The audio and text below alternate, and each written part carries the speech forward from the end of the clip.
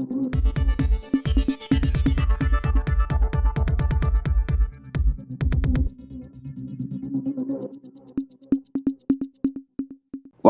இது news focus Tamil. இன்றைக்கு நம்முடன் அரசியல் பேசுவதற்காக சுதந்திர ஃபவுண்டேஷனுடைய அரங்காவலர் மற்றும் ஒவ்வொரு ஆண்டும் டிஃபென்ஸ் டிபார்ட்மெண்ட்டுக்கான எக்ஸ்போ நடத்திட்டு வரக்கூடிய திரு முத்துராமன் அவர்கள் இணைந்திருக்கிறார். சார் வணக்கம். வணக்கம் சார், ஃபர்ஸ்ட் ஆஃப் ஆல் உங்களுடைய ஜாப் ரோல் என்ன, நீங்க டிஃபென்ஸ் டிபார்ட்மெண்டோட எப்படி கனெக்ட் ஆயிருக்கீங்க, அதை பத்தி விளக்குங்க சார். என் பேர் முத்துராமன். சுதந்திரா ஃபவுண்டேஷன் ஒரு நாட் ஃபார் ப்ராஃபிட் என்ஜிஓட ட்ரஸ்டியாக இருக்கேன், அரங்காவலராக இருக்கேன். இந்தியாவிலேயே முதலாக தனியார் நிறுவனங்களுக்காக டிஃபென்ஸ் எக்ஸ்போ நடத்துறதுக்கு பர்மிஷன் மினிஸ்ட்ரி ஆஃப் டிஃபென்ஸ் எங்களுக்கு தான் கொடுத்தாங்க. 2022 ஃபர்ஸ்ட் எடிஷன் நடத்தினோம். இப்போ 2025 3வது எடிஷன் நடத்த போகிறோம்.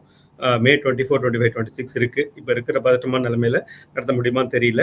இது சிறு குறு நிறுவனங்களுக்கு ராணுவ தளவாடங்கள் இந்த மாதிரி டிஃபென்ஸுக்கு சப்ளை பண்றதுக்கு என்ன மாதிரியான வாய்ப்புகள் இருக்கு அப்படிங்கிறத தெரிவிக்கிறதுக்கும் அவங்களுக்கு அந்த பிசினஸ் கனெக்ட் பண்றதுக்குமான ஒரு B2B ஈவெண்ட். இது சென்னை ட்ரேட் சென்டர்ல நடத்துது.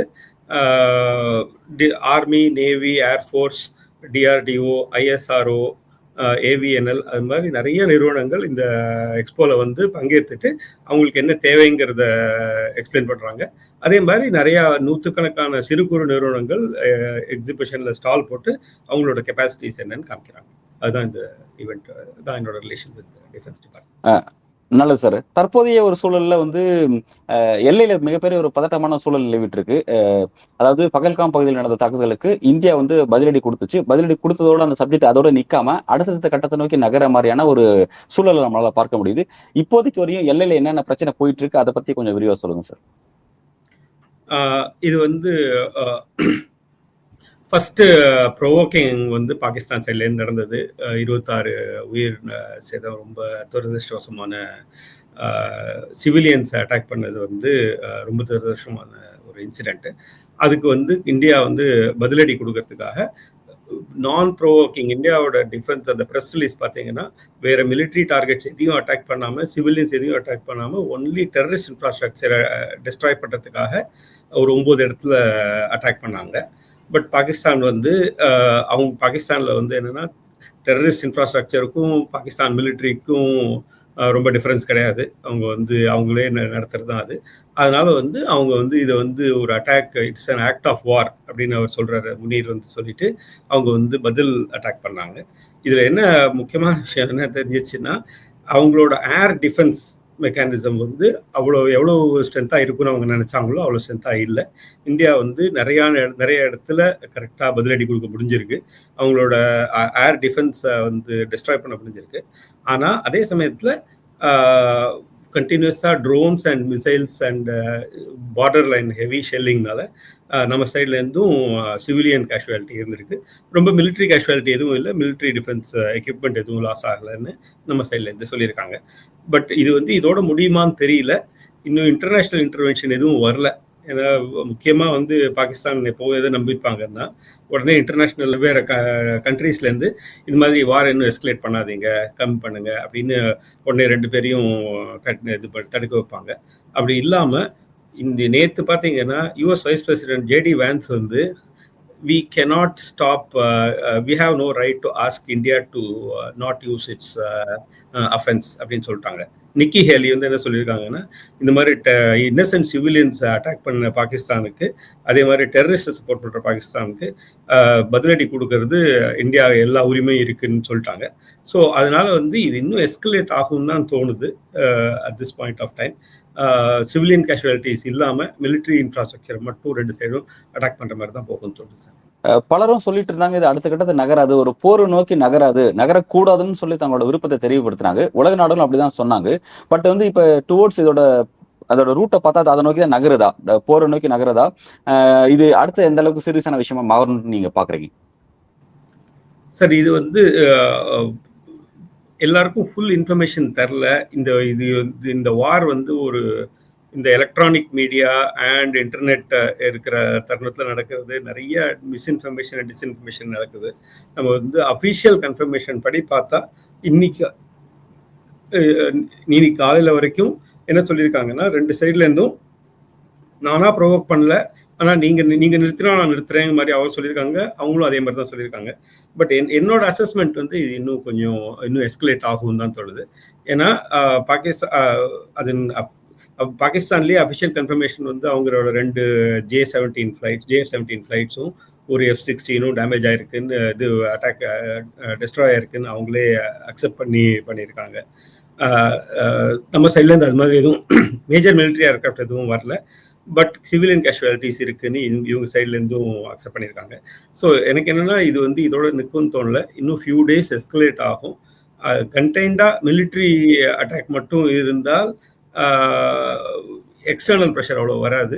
சிவிலியன் கேஷுவாலிட்டிஸ் இருந்தால் கண்டிப்பாக எக்ஸ்டர்னல் ப்ரெஷர் ஃப்ரம் வெவ்வேறு கண்ட்ரீஸ்லேருந்து வரும்னு தோணுது. இன்றைக்கு காலையிலிருந்து வரக்கூடிய செய்திகள் என்னவா இருக்கு அப்படின்னா வந்து இந்த போர் பதற்றத்தை தணிக்கக்கூடிய அந்த ரைட்ஸ், அந்த தார்மீக கடமை வந்து பாகிஸ்தான் கிட்ட தான் இருக்கு, இந்தியா கிட்ட இல்ல அப்படின்ற ஒரு செய்திகள் சொல்லப்பட்டுச்சு. அப்படிதான் செய்திகள் வந்துட்டு இருந்துச்சு. ஆனா நேற்றைய தினம் அனைத்து கட்சி கூட்டம் நடந்திருக்கு. அங்க இந்தியாவுடைய பாதுகாப்புத்துறை அமைச்சர் ராஜ்நாத் சிங் என்ன சொல்லியிருக்காருன்னா, ஆபரேஷன் சிந்தூர் இன்னும் முடியலன்னு சொல்லியிருக்காரு. அப்ப தொடர்ச்சியா இந்தியாவும் இதை ரன் பண்ண தான் போறான்ற மாதிரி சொல்ல புரியுது. அது மூலமா புரிஞ்சுக்க முடியுது. அப்ப இதை தடுத்து நிறுத்தக்கூடிய இடம், இதை ஸ்டாப் பண்றதுக்கூடிய ரைட்ஸ் வந்து பாகிஸ்தான் இருக்கா, இல்ல நிறுத்தக்கூடிய இடத்துல பாகிஸ்தான் இருக்காங்களா அல்லது இந்தியா இருக்காங்களா, எப்படி இதை புரிஞ்சுக்கலாம்?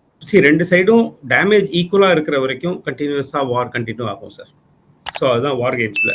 ஸோ யார் ஒரு சைடு வந்து ஓவர் பவர் பண்ணும்போது அல்ல எக்ஸ்டர்னல் இன்டர்ஃபரன்ஸ் வந்தால் தான் வார் நிற்கும். இப்போதைக்கு வந்து என்னை பொறுத்த வரைக்கும் பாகிஸ்தான்கிட்ட தான் இருக்கு. ஏன்னா it was an unprovoked attack. பஹல்காம்ல பண்ணதும் அன்ப்ரோவோக்டு. நம்ம வந்து நான் எஸ்கலேட்டரின்னு சொல்லி ஸ்பெசிஃபிக்கா ஒன்லி டெரரிஸ்ட் இன்ஃப்ராஸ்ட்ரக்சர் தான் டெஸ்ட்ராய் பண்ணியிருக்கோம். அதுக்கு திருப்பி பதிலடி வந்து அக்ராஸ் த பார்டர் 1000 கிலோமீட்டரும் த்ரூ அவுட் அவங்க வந்து ஷெல்லிங் ஜாஸ்தி பண்ணியிருக்காங்க. நிறையா சிவிலியன் கேஷுவாலிட்டிஸ் நிறையா இல்லை, ஒரு ஐ திங்க் ஒரு உயிர் போனால் ஒரு உயிர் தான். பட் ஐ திங்க் 25லேருந்து 50ன்னு சொல்கிறான் இன்னைக்கு பிபிசியில் சிவிலியன் கேஷுவாலிட்டிஸ் இருந்திருக்கு. ஸோ கண்டிப்பாக வந்து இந்தியா வந்து இதுலேருந்து தானாக பின் வராது சார். அவங்க சைட்லேருந்து பாகிஸ்தான் வந்து மிசைல்ஸ் அண்ட் ட்ரோன் ஸ்வாம்ஸ் அனுப்பிச்சிருக்காங்க. ஸோ அன்லஸ் சீரியஸாக சம் மிலிட்ரி இன்ஃப்ராஸ்ட்ரக்சர் டெஸ்ட்ராய் ஆனால் மட்டும்தான் வந்து Pakistan will back out. But இப்போதைக்கு வந்து the responsibility are owners to stop, இதை வந்து நிறுத்தக்கூடிய தார்மீக கடமை வந்து பாகிஸ்தான் கிட்ட தான் இருக்குது. ஓகே, பாகிஸ்தான் தான் நிறுத்தணும்னு நீங்க சொல்றீங்க. பட் வந்து இப்ப இந்த முக்கியமான ஒரு போர், அதாவது போரோ அல்லது போரை நோக்கி நகரக்கூடிய இந்த நிகழ்வா இருக்கட்டும், இது வந்து உலக நாடுகளுடைய ஆதரவு இந்த விஷயத்துக்கு எப்படி இருக்கு? இந்தியாவுக்கோ இல்ல பாகிஸ்தானுக்கோ உலக நாடுகளோட ஆதரவு எப்படி இருக்கு? ஐநா இந்த விஷயத்தை எப்படி பாக்குது? ஃபர்ஸ்ட் டைம் இந்த மாதிரி இந்தியா பாகிஸ்தான் கான்ஃபிளிக்ட்ல ஃபர்ஸ்ட் டைம் வந்து உலக நாடுகளோட ஒப்பீனியன் வந்து இந்தியா சைட்ல இருக்கு. அமெரிக்கா வந்து எப்போதுமே இம்மிடியேட்டா ரெண்டு சைடும் தள்ளி போகணும்னு சொல்லுவாங்களே தவிர, இந்த வாட்டி தெளிவா யூஎஸ் வைஸ் பிரசிடென்ட்டே சொல்லியிருக்காரு. சொன்ன மாதிரி எங்களுக்கு வந்து இந்தியாவை போரை நிறுத்துன்னு சொல்றதுக்கு எங்களுக்கு தார்மீக கிடையாது. பாகிஸ்தான் வந்து டெரரிசம் இன்ஃப்ராஸ்ட்ரக்சரை ஃபண்ட் பண்றதை நிறுத்தணும், இந்த அளவுக்கு தெளிவா சொல்லியிருக்காங்க. ஓகே, யூஎஸ்லேருந்து யூகே ஆஸ் யூஷுவல் வந்து ரெண்டு சைடும் நிறுத்தணும் அப்படின்னு தான் சொல்லியிருக்காங்க. இம்பார்ட்டண்டா இன்னைக்கு காலையில் நியூஸ் என்னன்னா, இந்தியா வந்து ஐஎம்எஃப் லோன் ஒரு $9 பில்லியன் வந்து சாங்ஷன் ஆக வேண்டியது, அதுக்கு வந்து இப்போ மீட்டிங் நடந்துட்டு இருக்கு இந்த வாரம். அதை வந்து தடுத்து நிறுத்தணும். ஏன்னா பாகிஸ்தான் வந்து அன்ப்ரோவோக்டு வார் பண்றாங்க அப்படின்னு தடுத்து நிறுத்தணும். இந்தியாவுக்கு வந்து இப்போ வந்து ஹையர் ஓட்டிங் ரைட்ஸ் இருக்கு. ஸோ தடுத்து நிறுத்தணும்னு சொல்லியிருக்காங்க. பாகிஸ்தான் எக்கானமி வந்து ஆல்ரெடி வந்து ரொம்ப கவலைக்கிடமான நிலைமையில தான் இருக்கு. ஹை இன்ஃப்ளேஷன், ரொம்ப இது இல்லை, டிஃபால்ட் நியர் கடனை திருப்பி கொடுக்க முடியாத நிலைமையில தான் இருக்காங்க.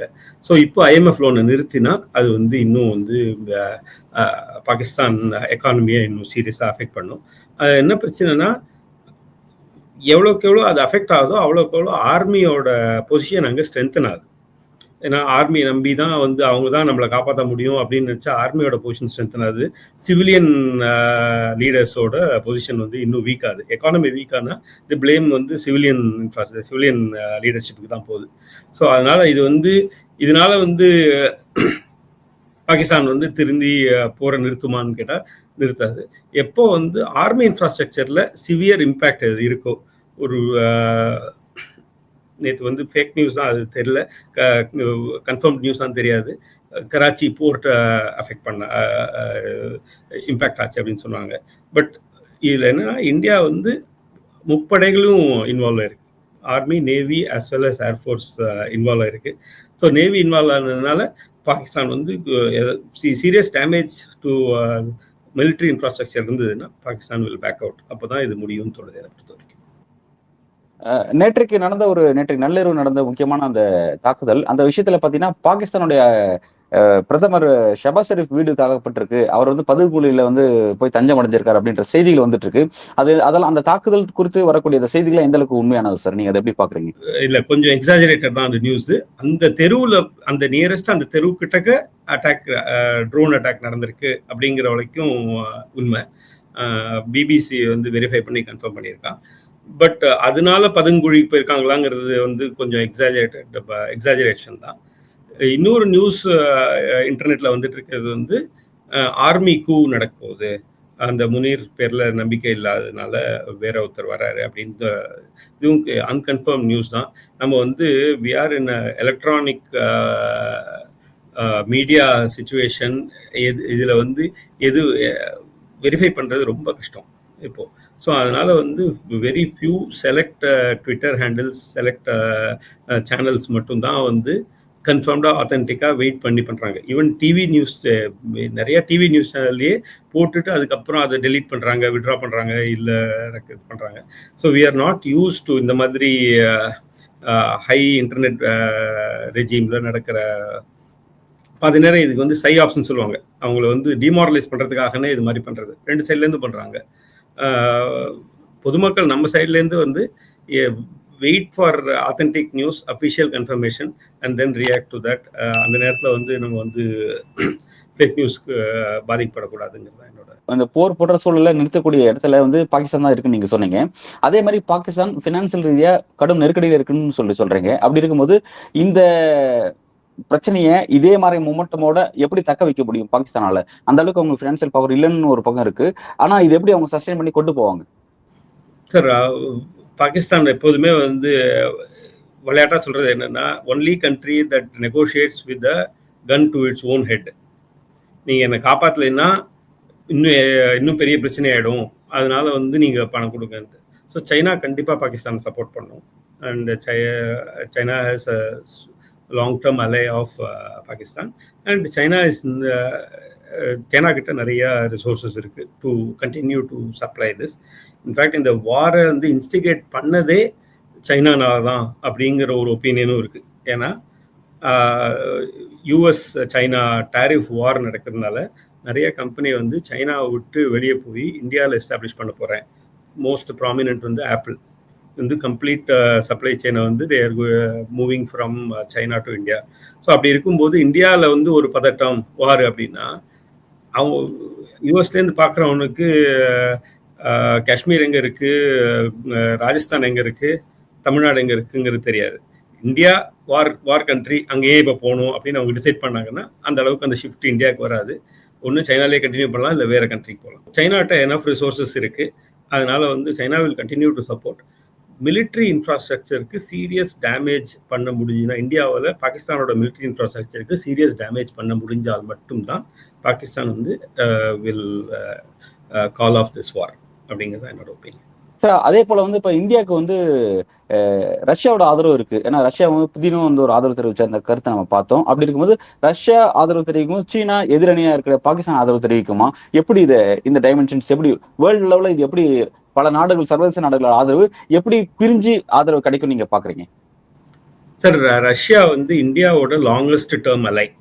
ஓகே, அதனால வந்து கண்டிப்பா வந்து Russia is not going to let down India. அது நம்மளை கைவிட போறது இல்லை. நிறைய மிலிட்ரி எக்யூப்மெண்ட் நம்ம வந்து ரஷ்யாட்டேருந்து வாங்கியிருக்கோம். அட் சேம் டைம் ரஷ்யாவுக்கும் சைனாவுக்கும் அது வந்து வெரி ஸ்ட்ராங் அலை ஆஸ் வெல். அவங்க வந்து கம்யூனிஸ்ட் சித்தாந்த அலைன்மெண்ட் இருக்கு, அது வந்து ரொம்ப வருஷமா இட்ஸ் ஆல்சோ ஒரு ஈக்குவல் அலை.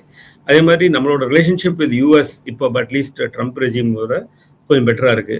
ஆனால் யூஎஸ்க்கு பாகிஸ்தானோடையும் அலைன்மெண்ட் இருக்கு. ஏன்னா அது அவங்களுக்கு தேவை. அந்த ஆப்கானிஸ்தான் ஏரியாலேயோ தாலிபானை கண்ட்ரோல் பண்ணுறதுலையோ வந்து தே நீட் பாகிஸ்தான் சப்போர்ட். அதனால வந்து நம்ம இந்த மாதிரி கிளியராக வந்து வேர்ல்டு வார் 2 மாதிரி இவங்கெல்லாம் இந்த ஒரு சைடு, இந்த கண்ட்ரிஸ்லாம் இன்னொரு சைடுன்னு பார்க்க முடியாது. எவ்ரி கண்ட்ரி அவங்களுக்கு என்ன சாதகம் என்ன பாதகங்கிறத பார்த்து தே டேக் சைட்ஸ். ஃபார்ச்சுனேட்லி இந்த வாரில் ரஷ்யாவும் நம்ம சைடில் இருக்குது, அமெரிக்காவும் நம்ம சைடில் இருக்குது.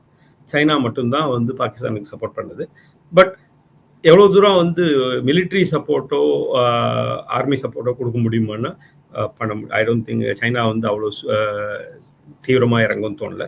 மானிட்டரி சப்போர்ட் கண்டிப்பாக பண்ணுவாங்க. இந்த ஏர் டிஃபென்ஸ் மெக்கானிசமில் நம்ம 9 இடத்துல நம்ம அடிச்சிருக்கோம். ஒரு இடத்துல கூட அவங்க ஏர் டிஃபென்ஸ் வந்து நம்மளோட மிசைல்ஸை தடுக்க முடியலங்கிறது வந்து it is a serious setback for Pakistan. பாகிஸ்தானோட air defence majority of which was supplied by China. So வந்து உலக நாடுகளுக்கே வந்து சைனாவோட எக்யூப்மெண்ட்ஸ், டிஃபென்ஸ் எக்யூப்மெண்ட்ஸ் மேலே ஒரு நம்பிக்கை இல்லாத தன்மை இதனால வர்றதுக்கு ஒரு சான்சஸும் இருக்குது. நிறைய இடத்துல நம்ம வந்து அந்த லாகூரில் இருந்த ஏர் டிஃபென்ஸை அவாக்ஸை கம்ப்ளீட்டாக டிஸ்ட்ராய் பண்ணியிருக்கோம். இந்த 9 இடத்துல அடிக்கிறது ஒரு இடத்துல கூட அவங்களால தடுக்க முடியல. ஸோ அது மாதிரி வந்து இந்தியாவுக்குள்ளே எந்த ஒரு மிசைலும் வரல. எல்லா இடத்துலையும் இந்தியாவோட ஏர் டிஃபென்ஸ் தடுத்துருக்கு. இந்த S-400 சொல்கிறாங்க, எல்லாரும் மனோகர் பணிக்கு தேங்க்ஸ் பண்ணுறாங்க. ஏன்னா அவர் வந்து கடும் எதிர்ப்புக்கு நடுவில் அந்த S-400 $5 பில்லியன் வாங்கியிருக்காங்க. அது வந்து இந்தியாவுக்கு பயங்கரமாக கை கொடுக்கு இப்போது. ஸோ இந்தியா வந்து இந்த லாஸ்ட் ஒரு 10 வருஷத்தில் டிஃபென்ஸ் பட்ஜெட்டும் ஜாஸ்தி பண்ணியிருக்காங்க. இண்டிஜினைசேஷன் இங்கேயே இப்போ தயார் பண்ணுற கேப்பபிலிட்டிஸும் நிறையா இம்ப்ரூவ் பண்ணியிருக்காங்க. அதே மாதிரி drone capabilities, anti drone capabilities ரெண்டும் நிறையா இம்ப்ரூவ் பண்ணியிருக்காங்க. எங்களோட எக்ஸ்போவில் அது மாதிரி நாங்கள் வந்து நிறையா கம்பெனிஸை வந்து ஷோகேஸ் பண்ணியிருக்கோம். ஸோ இந்த லோக்கல் மேனுஃபேக்சரிங் கேப்பபிலிட்டிஸ் இம்ப்ரூவ் ஆக இந்தியாவோட நிலைமை இந்த மாதிரி ஒரு போர் நிலைமையில இந்தியா வந்து டெஃபினெட்லி மச் ஏர் சுப்பீரியாரிட்டி வந்து கிளியராக எஸ்டாப்ளிஷ் ஆயிருக்கு இந்த 2 நாள் வாரில். இந்த விஷயத்துல வந்து ஒரு முக்கியமான ஒரு விஷயத்தை எல்லாரும் டிபேட் பண்றாங்க. அது என்ன அப்படின்னா வந்து இந்தியாவுடைய வெளியுறவு கொள்கை, டிப்ளமேட்டிக் பாலிடிக்ஸ் வந்து எப்படி இருக்கு அப்படிங்கிற ஒரு விஷயத்த வந்து திரும்ப திரும்ப டிபேட் பண்ணிட்டே இருக்காங்க. அது எந்த அளவுக்கு இந்த விஷயத்துல இருந்து கிளியரா இருக்கு, தெளிவா இருக்கு நீங்க பாக்குறீங்க சார்? ஈவன் நிறையா மிடில் ஈஸ்ட் கண்ட்ரீஸ் கூட பாகிஸ்தானை தான் கண்டம் பண்ணி இந்தியாவை வந்து ஓப்பனாக கண்டம் பண்ணாமல் இருக்காங்க. ஆர்கனைசேஷன் ஆஃப் இஸ்லாமிக் கண்ட்ரீஸ் வந்து they have taken a stance in favor of Pakistan, but many other Islamic countries, Middle East countries, as well as Western powers have taken a stance in favor of India. So இந்தியாவோட உலக அதாவது வெளியுறவு வந்து இப்போ வந்து பெட்டராக இருக்குது. நம்மளோட stature in world is improved. நம்ம வந்து இப்போ வந்து 10வது இடத்துலேருந்து 4வது லார்ஜஸ்ட் எக்கானமி. நம்ம already we crossed Japan, we are the 4th largest economy இப்போ. ஸோ அதனால் வந்து அது ஒன்று. 2வது மோடிக்கு மட்டும் ஐ திங்க் 22 கண்ட்ரீஸ்லேருந்து ஹையஸ்ட் சிவிலியன் அவார்டு கிடச்சிருக்கு இது வரைக்கும். So he has spent enough time இந்த வெளியுறவு ஒவ்வொரு கண்ட்ரியோடையும் ரிலேஷன்ஷிப் பில்ட் பண்ணியிருக்காங்க. கோவிட் டயத்தில் நம்ம எப்படி வந்து அவங்களுக்குலாம் இது வேக்சின்ஸ் கொடுத்தோம், ரிலேஷன்ஷிப் பில்ட் பண்ணோம். இப்போ வந்து டிஃபென்ஸ் இன்ஃப்ராஸ்ட்ரக்சர் ப்ரொக்யூர்மெண்ட்டும் வெவ்வேறு கண்ட்ரீஸ்லேருந்து ஃப்ரான்ஸோட ரிலேஷன்ஷிப் நல்லா இருக்குது, யூஎஸோட ரிலேஷன்ஷிப் நல்லா இருக்குது, ரஷ்யாவோட என்றைக்குமே இருந்திருக்கு.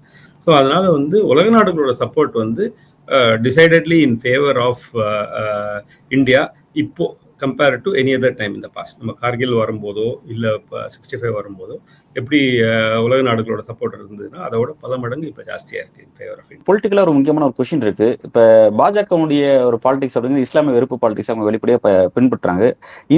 இந்த விஷயத்துல அந்த பாலிடிக்ஸ் இந்தியாவுக்குள்ள எப்படி பயன்படுத்தப்படுது? ஏன்னா அது ஆரம்பத்திலேருந்தே பாஜக மீது ஒரு விமர்சனம் தான் ஒரு முன்வைக்கிறாங்க.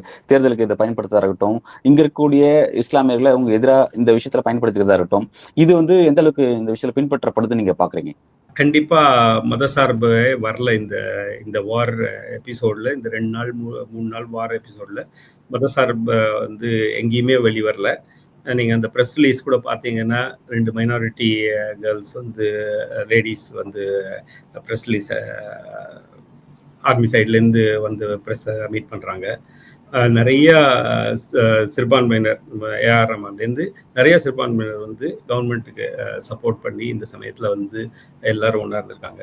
அப்போசிஷன் பார்ட்டிஸ் எல்லா பார்ட்டிஸுமே வந்து கவர்மெண்ட்டை சப்போர்ட் பண்ணுறாங்க. கவர்மெண்ட்டும் வந்து இந்த வார் விஷயத்தை பொலிட்டிசைஸ் பண்ணாமல் all party meeting, oppositions taking confidence with the opposition எல்லாம் பண்ணியிருக்காங்க. அதனால் இதில் வந்து மதத்தை போத்துறது கவர்மெண்ட்டும் விரும்பல, பொதுமக்கள் நம்மளும் பண்ணக்கூடாது. இதுல பாலிடிக்ஸ் இல்லைன்னு நீங்க சொல்றீங்க. ஆனா அந்த அந்த பேர் ஆபரேஷன் சிந்தூர் அப்படிங்கிற ஒரு பாலிடிக்ஸ் இருக்கு. அந்த பேரே வந்து ஒரு மங்களகரமான பெண்களுக்கான அந்த நெத்தியில இருக்க குங்குமம் அதோட அது அழிக்கப்பட்டது அப்படின்ற அங்கேயே ஒரு பாலிடிக்ஸ் கொண்டு வந்து வச்சுட்டாங்க அப்படின்ற மாதிரியான ஒரு விமர்சனத்தை முன்வைக்கிறாங்களே, அது நீங்க இல்லைன்னு மறுக்கிறீங்களா சார்? சார் இல்ல சார். நீங்க வந்து ஆர்மியில ஒவ்வொரு ஜெய் பஜ்ரங் பலி அப்படின்னு சொல்லி ஒரு கோர்கா ரைஃபிள்ஸ் வந்து அவங்க வந்து ஆஞ்சநேயரை கும்பிட்டு தான் வருவாங்க. அது எந்த மதத்தினரா இருந்தாலும் அந்த ஜெய் பஜ்ரங் பலி தான் அவங்களோட வார் கிரை. இந்த மாதிரி வெவ்வேறு ஆர்மி யூனிட்ஸோட வார் கிரை வந்து அப்படி இருக்கு. ஸோ நீங்க வந்து சிந்தூருங்கிறது ஒரு ஒரு வார்த்தையை தவிர அதை வந்து ஒரு மத இதுவா பார்க்கறது எனக்கு ஒப்புதல் இல்லை. பாகிஸ்தான் வந்து ராணுவங்க வந்து தேடி பார்த்து நீங்க வந்து ஹிந்துவா முஸ்லிமான்னு கேட்டு தான் கொண்டு இருக்காங்க அந்த 26 பேரையும். அப்படி இருந்தாலுமே திருப்பி அட்டாக் பண்ணும்போது திருப்பி இதோட ரிவர்சல்ல எந்த விதமான ஒரு ஒரு மத அடையாளத்தையும் கொண்டு வரலங்கிறது தான் என்னோட ஒப்பீனியன். அந்த பகல்காம் அட்டாக்கை பத்தி நீங்க குறிப்பிட்டீங்க. ஆனா அங்க கொல்லப்பட்ட 26 பேர்ல 2 இஸ்லாமியர்கள் இருக்காங்களே சார். மத சிறுபான்மை 2 பேர் இருக்காங்களே. அவங்கள கண்டிப்பா கணக்குல இல்லாம அப்ப இந்துவா முஸ்லிமான்னு கண்டிப்பா கேட்டு இருக்காங்க. கொண்டோம்னா இல்ல எதுக்கு இல்ல வந்து இல்ல முஸ்லிமையும் இல்ல கொண்டிருக்கான் அப்படின்ற கேள்வி இருக்குல்ல. கண்டிப்பா அவங்க யாருன்னு கேட்டா அவங்க வந்து அந்த குதிரை ஓட்டுறவங்க அவங்களோட கஸ்டமர்ஸ் டூரிஸ்ட் கஸ்டமர்ஸை காப்பாற்ற பார்க்கும்போது நீ ஏன்டா அவங்களை காப்பாத்துறன்னு சொல்லி அவங்களையும் சொல்லிருக்காங்களே தவிர கண்டிப்பா நீ வந்து எந்த மதம்னு கேட்டு தான் கொண்டிருக்காங்க. அது வந்து மறுக்க முடியாது. அது நிறைய எவிடன்ஸ் இருக்கு. ஒரு அட்டாக்க இது ஒரு மத ரீதியா ஒரு தீவிரவாதமா பயன்படுத்தணும் அப்படிங்கிறது அவங்களோட ஒரு நோக்கமா இருக்குங்கிறத புரிஞ்சுக்க முடியுது.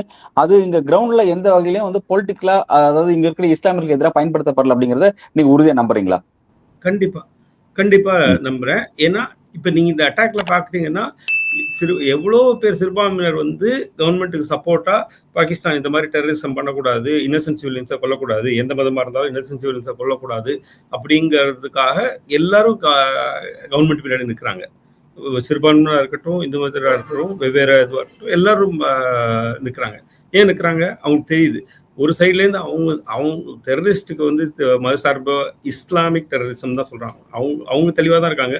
அவங்க சொல்லிட்டு தான் பண்றாங்க. பட் நம்ம சைட்லேருந்து அது வந்து இதுல வந்து ஒரு மதத்தை பூத்துறது வந்து தப்பான விஷயம். பாகிஸ்தான் ஒரு ஒரு எனிமி கண்ட்ரி. ஏன்னா அவங்க அட்டாக் பண்றாங்க நம்மள. அதனால அது வந்து ஒரு எனிமி கண்ட்ரி. பாகிஸ்தான் ஒரு கண்ட்ரியா பார்க்கணுமே தவிர இதுல வந்து மதத்தை கொண்டு வர்றது அர்த்தமே இல்லை. நல்ல சார். விரிவான உரையாடல். பல்வேறு கேள்விக்கு ஆழமா உங்களோட கருத்துல வழங்கியிருக்கீங்க. உங்களோட வருகைக்கு மிக்க நன்றி. Thank you very much.